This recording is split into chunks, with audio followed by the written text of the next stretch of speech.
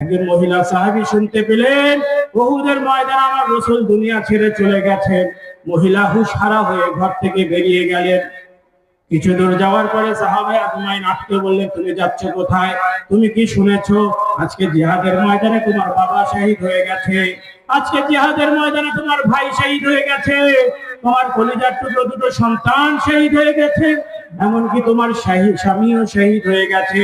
মহিলা খালি একটা কথাই বললেন, কাইফার রাসূল, কে আছে কে নাই এটা বড় কথা নয়, আগে বলো আমার রাসূল কেমন আছে। স্বামী চলে গেছে, কলিজার টুকরো দুটো সন্তান চলে গেছে, সে বলছে আমার রাসূল কেমন আছে, কে আছে না আছে শোনার সময় নেই।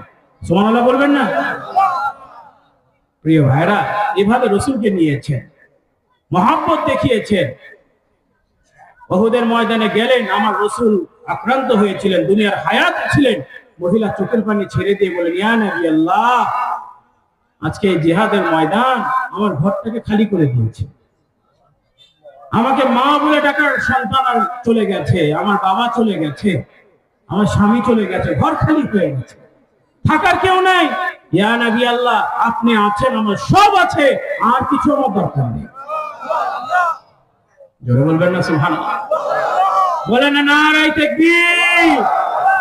প্রিয় ভাইরা, এই ভালোবাসা, এই মহব্বত দেখিয়ে গেছেন।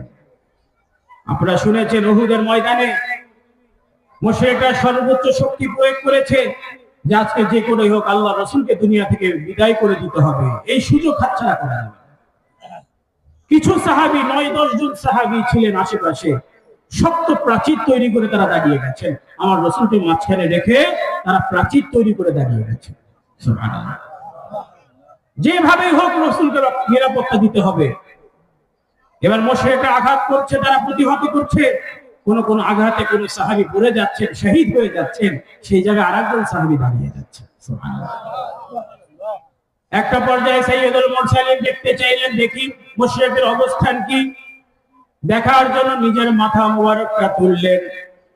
আল্লাহর রাসূল মাথা মুবারক তুললেন মুশরিকদের অবস্থান দেখার জন্য।